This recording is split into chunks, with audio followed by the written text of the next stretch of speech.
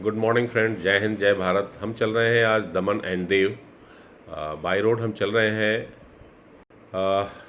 आप देख रहे हैं, हम रास्ते में हैं और हम जाएंगे यहाँ से वापी, और वापी से फिर हम जाएंगे दमन दीव। ये सिलवासा से टोटल 30-31 किलोमीटर का डिस्टेंस है और हम लोग घर से निकल चुके हैं। आप देख रहे हैं, हम रास्ते में हैं और ये वापी के तरफ हम जा रहे हैं। बेसिकली ये जो जगह है ये गुजरात में पड़ती है। गुजरात वापी क्रॉस करने के बाद हम इंटर करेंगे दमन एंड दीव में, और ये एक समुद्री किनारा है। वहाँ पर हम जा रहे हैं। ये बीच है, काफ़ी अच्छा बीच है। करीब 5 किलोमीटर लंबा ये बीच के किनारे एक पैच रोड बना हुआ है जिसके ऊपर पर्यटक जाते हैं, घूमते हैं। दोस्तों, दमन दीव के बारे में मैं आपको थोड़ा सा ब्रीफ कर दूं। ये पुर्तगाली यहाँ पर आए थे करीब 400 साल पहले, मतलब 1961 में। वैसे ये भारत में इसका विलय हुआ था। देश तो हमारा आज़ाद हो गया था 1947 में, लेकिन दमन दीव जो था ये हिस्सा अभी भारत के उसमें नहीं आया था। भारत का हिस्सा नहीं था ये। 1961 में ये पूर्ण रूप से भारत का हिस्सा बना है। बेसिकली पुर्तगालीज यहाँ आए हुए थे और वो यहाँ पर रह रहे थे। उनका ये एक आप कह लीजिए मर्चेंट प्लेस था, व्यापारिक जगह थी उनकी। और उन्होंने काफ़ी यहाँ निर्माण भी किया है। समुद्री किनारा है, तो आज भी यहाँ पर जो ज़्यादातर लोग हैं यहाँ के, वो मछुआरे हैं जिनका मुख्य पेशा समुद्र में मछली पकड़ना और ये सब चीज़ें हैं।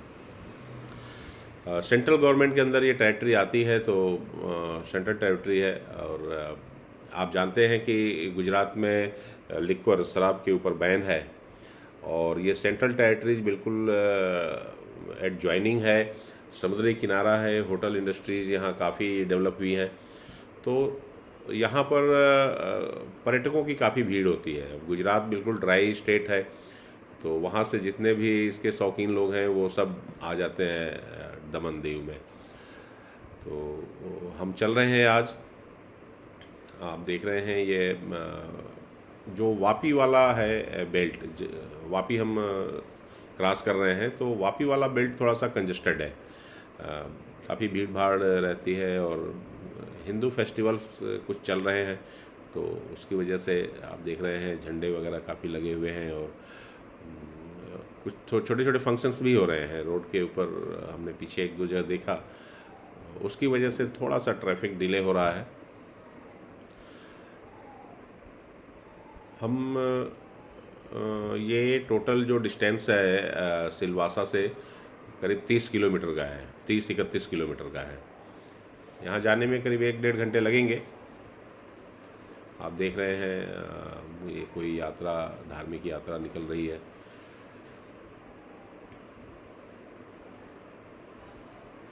ये वापी शहर है। वापी शहर के साइड से हम लोग गुजर रहे हैं, और आगे हम इंटर करेंगे दमन दीव में। ये एक सड़क के दोनों तरफ देख रहे हैं रेजिडेंशियल एरिया है, छोटे छोटे मार्केट्स भी हैं, और काफ़ी चहल पहल है। जैसा मैं बता रहा था कि कुछ हिंदू त्यौहार हैं, तो उसकी वजह से मार्केट में थोड़ी है चहल पहल, लोग निकले हुए हैं। समुद्री किनारा होने की वजह से यहाँ का अब मौसम जो है वो काफ़ी अच्छा रहता है। मतलब बारिश भी एनी टाइम कभी भी हो जाती है। टेम्परेचर थोड़ा सा भी बढ़ता है तो तुरंत बारिश हो जाती है इधर।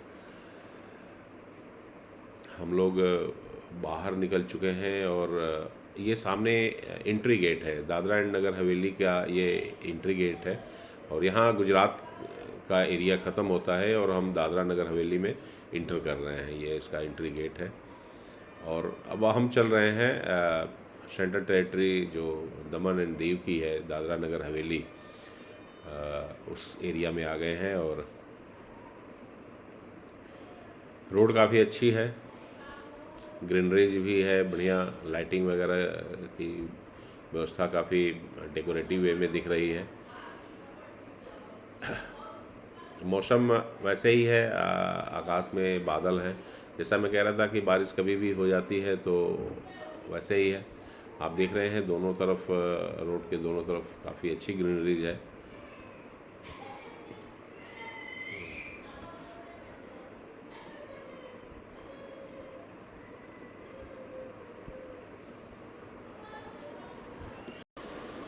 इस समय हम दमन में हैं और यहाँ से करीब 8-9 किलोमीटर और हमें बीच पर जाने में लगेगा।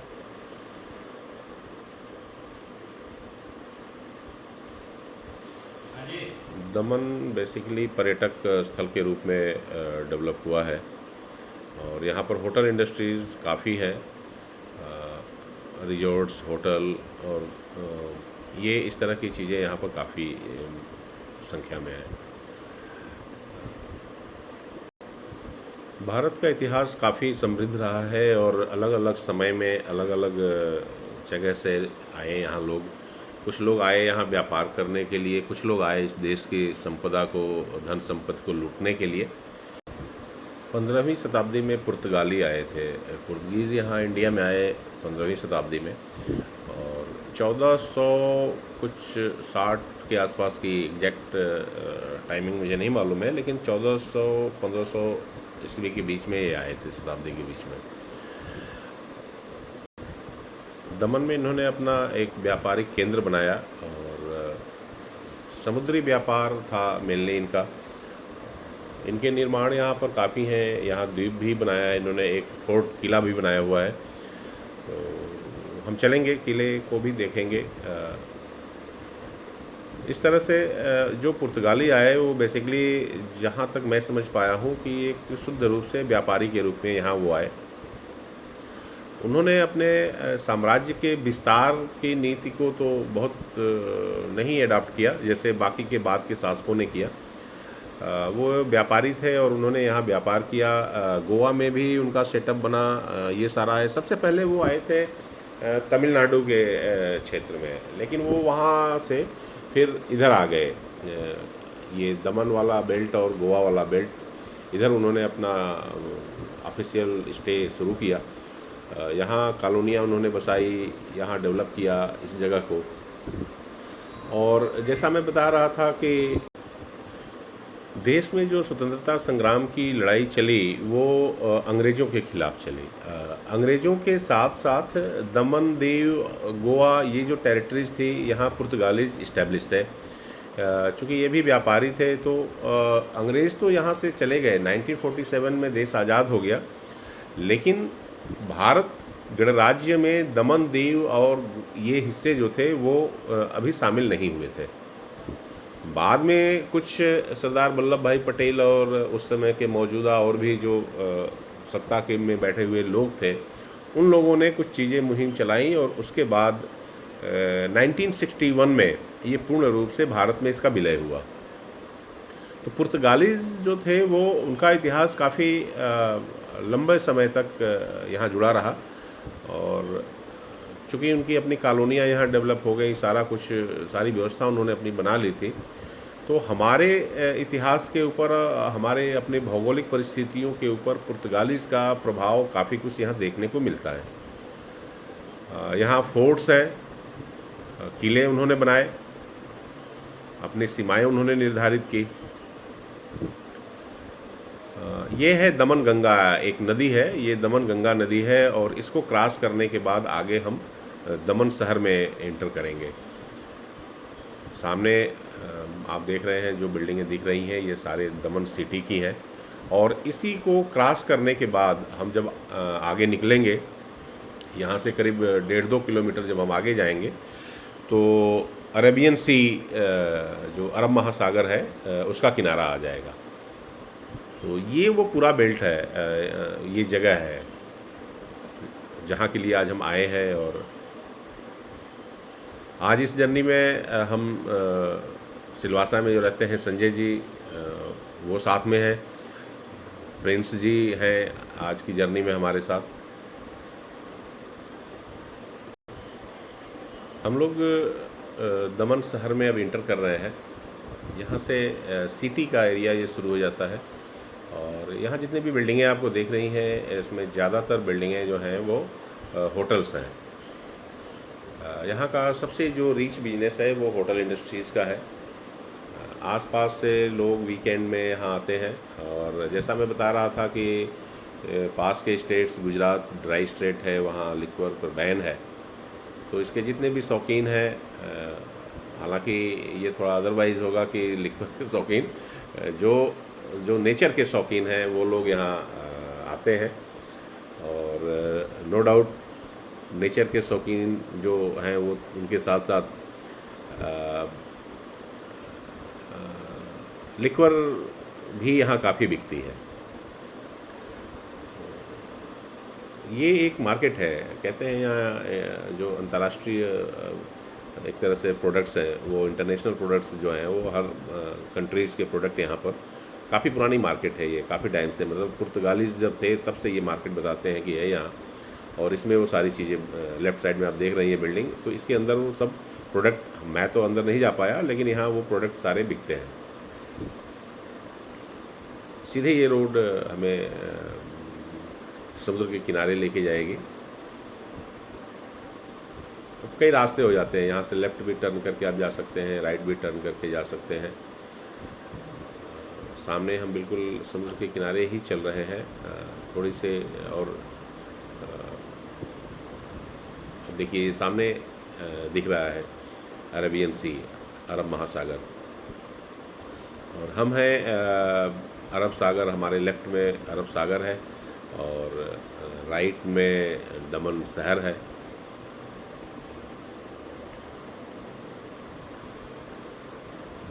वैसे देखिए लोग कहते हैं कि लाइफ में वक्त की बड़ी कमी है। कमी उस चीज़ की है जिसके ऊपर आप प्लान नहीं करते हैं। अब यहाँ पर आप देखिए लोग आकर के बैठे हुए हैं। कहते हैं समुद्र के किनारे का जो सनसेट होता है, समुद्र में डूबता हुआ सूरज वो दिखता है, वो काफ़ी मनोरम दृश्य होता है, काफ़ी अच्छा होता है। तो उसको देखने के लिए यहाँ पर लोग आते हैं। काफ़ी अच्छी हवा भी मिलती है यहाँ, और एक मनोरम दृश्य भी दिखता है, सुंदर दृश्य दिखता है। फैमिली के साथ लोग आते हैं, यहाँ बैठते हैं, बगल में मार्केट है, होटल्स हैं, दूर दूर के लोग यहाँ आते हैं, स्टे करते हैं। ये करीब 5 किलोमीटर तक का ये एक ड्राइविंग के जो शौकीन लोग हैं उनके लिए भी काफ़ी अच्छी जगह है। हम लोग तो वैसे थ्रू ड्राइव कर रहे हैं, जा रहे हैं, आगे की तरफ जाएंगे, देखते हैं जहाँ तक जा सकते हैं। और अभी सूर्यास्त होने में वक्त है, तो हम फिर वापस एक और बैक लेंगे और इधर जाएंगे।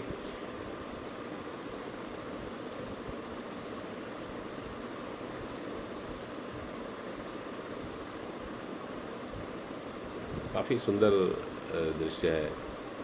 राइट हैंड में होटल्स हैं, रिजॉर्ट्स हैं, और लेफ्ट में समुद्र के किनारे ये लोग बैठे हुए हैं, एंजॉय कर रहे हैं यहाँ के नेचर को।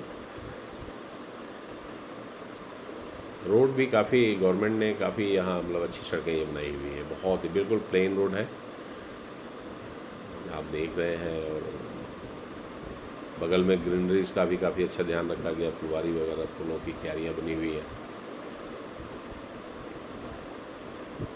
यहाँ से हम वापस बैक टर्न ले लेंगे और यहाँ से चलेंगे फिर अभी 10-15 मिनट आगे ही, और यहाँ पर टाइम हम लगाएंगे।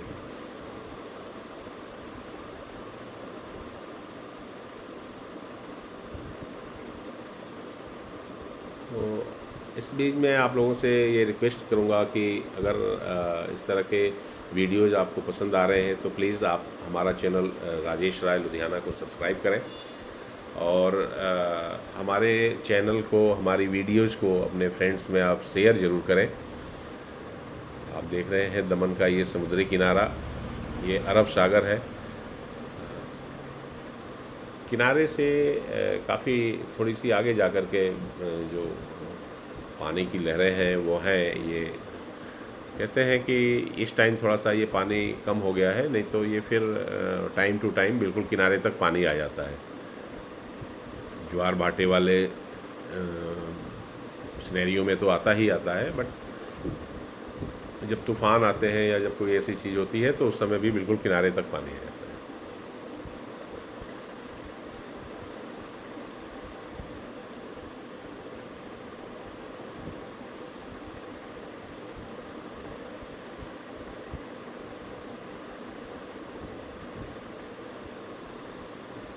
वैसे अगर आप दमन आने का प्लानिंग कर रहे हैं तो जो बेस्ट टाइमिंग हुआ है, वैसे तो पूरे साल आप कभी भी यहाँ आएँ, हमेशा यहाँ पर्यटकों की भीड़ मिलती है। लेकिन जो सबसे बेस्ट टाइमिंग है यहाँ आने का वो अक्टूबर से फरवरी तक का है। अक्टूबर से फरवरी तक थोड़ा काफ़ी प्लेजेंट मौसम होता है यहाँ का। बारिश भी उस समय तक बंद हो जाती है। हम तो अभी कुछ हमारा बिजनेस ट्रिप था, उसमें हम आ गए हैं। ये एक तरह से कह लीजिए कि शिप यार्ड है। यहाँ जो नावें चलती हैं उनका मेंटेनेंस का काम होता है, और ये सारी बस्ती मछुआरों की है।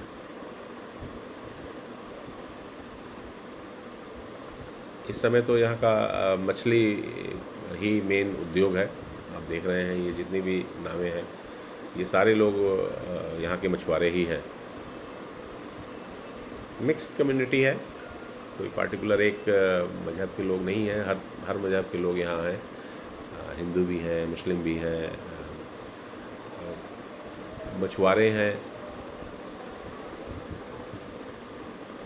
हम एक यहाँ पर एक बीच में थोड़ा सा आगे ब्लॉक कर दिया था रोड, तो दूसरी तरफ जाने के लिए हम जा रहे हैं। अंदर से कट हमें लेना पड़ेगा, और ये है दमन फोर्ट की बाउंड्री। उधर जाने के लिए हम दमन फोर्ट के यहाँ से देखिए अंदर जाएंगे, और हम थ्रू आउट मतलब इधर से हम इंटर करेंगे और आगे से क्रॉस करके फिर हम दूसरे तरफ से आएंगे वापस समुद्र के किनारे, क्योंकि रास्ता किसी रीजन से बीच में ब्लॉक किया हुआ था, हमें इधर से जाना पड़ रहा है। अब ये दमन का फोर्ट है, ये पुर्तगालियों ने बनाया था, और अब तो ये गवर्नमेंट ऑफिसेज इसके अंदर बन गए हैं। जितने भी सरकारी मुलाजिम हैं, कर्मचारी हैं, उनके यहाँ रेजिडेंस है। बट ये ओपन है। यहाँ पर जो निर्माण पहले के थे वो निर्माण एज इट इज़ वैसे ही है। सामने एक यहाँ का काफ़ी फेमस चर्च है इसके अंदर बना हुआ। ये यहाँ पर लोग आते हैं, ये सेल्फी पॉइंट्स टाइप है, यहाँ पर लोग फ़ोटो वगैरह शूट करते हैं। हम तो अंदर से जो मेन रोड है उससे ये फोर्ट के अंदर हैं हम, और हम दूसरी तरफ से फोर्ट को क्रॉस करेंगे। एक तरफ से हमने इंटर किया है। ये जो बिल्डिंगें हैं आप दोनों तरफ देख रहे हैं, ये गवर्नमेंट ऑफिसेज हैं। यहाँ से सारा एडमिनिस्ट्रेशन का काम दमन का होता है, और यहाँ निवास भी है, ऑफिसेज भी हैं। काफ़ी खूबसूरत जगह है। यहाँ कुछ अंदर निर्माण कंस्ट्रक्शन भी चल रहा है। ये जो राइट हैंड में बाउंड्री वॉल आप देख रहे हैं, इसके अंदर कुछ कंस्ट्रक्शन का काम चल रहा है। पर्यटक बहुत आते हैं यहाँ, काफ़ी संख्या में पर्यटक यहाँ आए हुए हैं, और बाहर से भी आते हैं। अभी भी यहाँ कुछ पुर्तगीज़ लोग ऐसे यहाँ रह रहे हैं जिनको इंग्लैंड वगैरह जाने के लिए लोग ऐसा बता रहे हैं कि उनको वीज़ा की ज़रूरत नहीं होती है। वो फ्री वीज़ा उनको मिला हुआ है, मतलब वो कभी भी वहाँ जा सकते हैं और आ सकते हैं। ये गेट है जहाँ से हम बाहर निकलेंगे इस फोर्ट से, और इस किले के अंदर से बाहर निकलने के लिए। और यहाँ से फिर हम एक टर्न ले करके और फिर वापस पहुँचेंगे समुद्र के किनारे ही।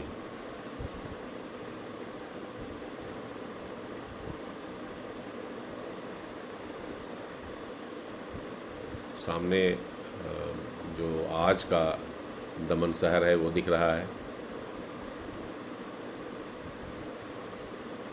ये एक चर्च है,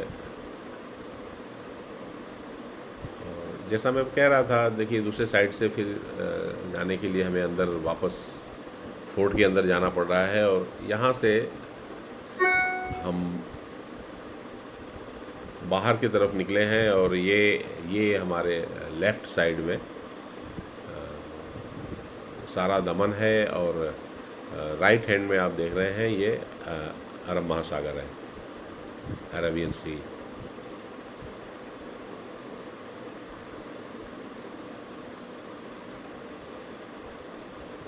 जब भी समय मिले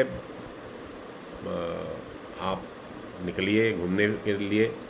अपने देश के अंदर बहुत सी ऐसी जगहें हैं जहाँ जा कर के काफ़ी कुछ चीज़ें देखने और समझने को मिलता है।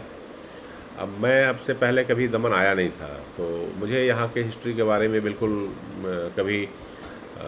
कभी पढ़ा होगा, लेकिन वो चीज़ें जो आकर के उस जगह पे फील होती हैं वो खाली किताबों में पढ़ लेने से नहीं पता चलता है। तो मैं तो यही कहूँगा कि आपको जब भी टाइम मिलता है आप एक जो भी उसका बुक्स में और जहाँ से भी इंफॉर्मेशन मिलता है वो डाटा आप लीजिए और निकल जाइए वहाँ घूमने के लिए। पता नहीं ज़िंदगी की कब शाम हो जाए। तो आज हम ये अरब सागर के किनारे पर खड़े हैं, जहाँ कभी पुर्तगालियों की नावें आकर के, जहाज़ आकर के रुके थे और उन्होंने हमारे धरती पर पैर रखा था। आज हम उस जगह पे आए हुए हैं और देख रहे हैं कि ये हमारी धरती कितनी सुंदर है। और इसको देखने के लिए और इसका उपयोग करने के लिए धरती के कोने-कोने से लोग आए, लेकिन इस सुंदरता को हम अपने पास होते हुए भी नहीं देख पा रहे थे। मैं यही कहूँगा कि आपको जब भी समय मिलता है आप कहीं न कहीं का टूर प्लान ज़रूर बना लीजिए और निकलिए। और देखिए यूट्यूब पर आने का मेरा मेन मोटिव यही था कि हम चीज़ों को देख सकें, एक्सप्लोर कर सकें, समझ सकें। व्यापारिक रूप से यूट्यूब कितना हमारे को आगे लेके जाता है वो एक अलग बात है। ये आप लोगों के व्यूज़ के ऊपर डिपेंड करता है, लेकिन एटलीस्ट एक मेमोरीज़ के रूप में जो वीडियो सेव हमारी हो रही हैं वो हमारे लिए बहुत बड़ा एसेट्स है। आप देख रहे हैं अरब सागर के किनारे के बने हुए जो सुंदर जगहें हैं और लोग काफ़ी संख्या में आए हुए हैं।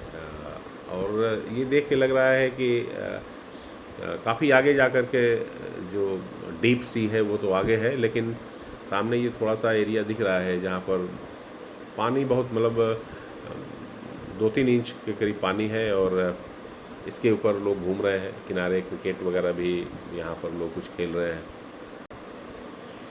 Thank you Sanjay ji. आज आपके इस साथ के लिए आपका बहुत बहुत धन्यवाद। आपने अपना समय निकाला और आज हमको लेकर के यहाँ आए।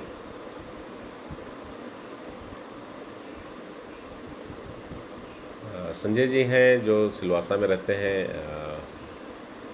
इन्होंने ही बताया हमें इसके बारे में इतना आइडिया नहीं था और वो खुद लेकर के आए। ये चलिए आज चलते हैं, हम अरब महासागर के किनारे घूम के आते हैं। तो दमन हमारा आना हुआ। हमारा मेन प्लान जो बना था वो दमन के लिए नहीं था, दमन हमारे विजिट लिस्ट में नहीं था, लेकिन संजय जी की वजह से आज हम यहाँ आए हैं।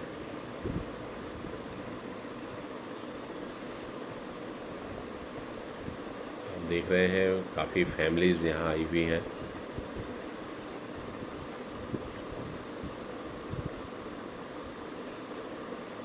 Thank you Sanjay ji.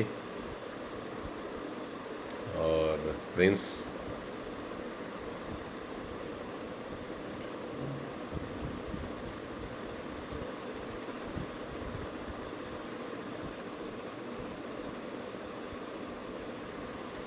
यहाँ पर थोड़ा टाइम और स्पेंड करने के बाद हम वापस चलेंगे। और संजय जी के कुछ फ्रेंड्स हैं जो होटल और रिजॉर्ट्स बिजनेस से भी जुड़े हुए हैं, तो उनसे मुलाकात करेंगे, उनके साथ चाय पियेंगे और फिर यहाँ से हम वापस सिलवासा के लिए निकलेंगे।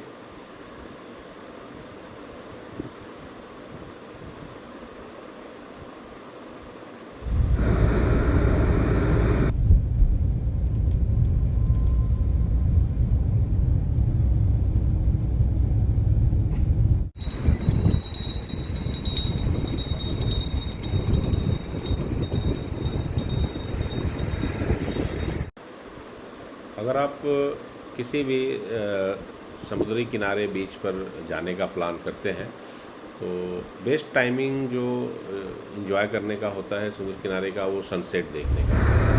आप अपने टाइमिंग में सनसेट वाला टाइम ज़रूर ऐड करें। यहाँ पर जो भी भीड़ में देख रहा हूँ वो सनसेट देखने के लिए आई।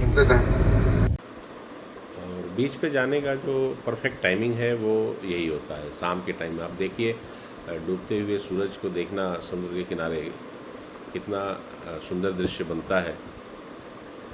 तो यही है, आप कहीं भी जाते हैं तो वहाँ की एक अपनी स्पेशलिटी होती है। उस टाइमिंग में अगर आप जाते हैं तो अच्छी तरह से आप इंजॉय कर पाएंगे। सामने आप देख रहे हैं वाच टावर, यहाँ से मछुआरों को समुद्र में बंद की रखें क्या? इन्फॉर्मेशन मिलती है। आगे रोड बंद होने की वजह से हम यहाँ से राइट को ले रहे हैं और यहाँ से हम फिर अब चलेंगे। जैसा मैं बता रहा था कि कुछ फ्रेंड्स हैं, उनके साथ हम चाय पियेंगे। तो ये फोर्ट की वॉल है और इसके किनारे किनारे रोड बना हुआ है, यहाँ से हम चल रहे हैं। और अब हम चलते हैं कुछ जो क्लोज फ्रेंड्स हैं उनके साथ उनसे मिलेंगे और फिर यहाँ से हम निकलेंगे सिलवासा के लिए।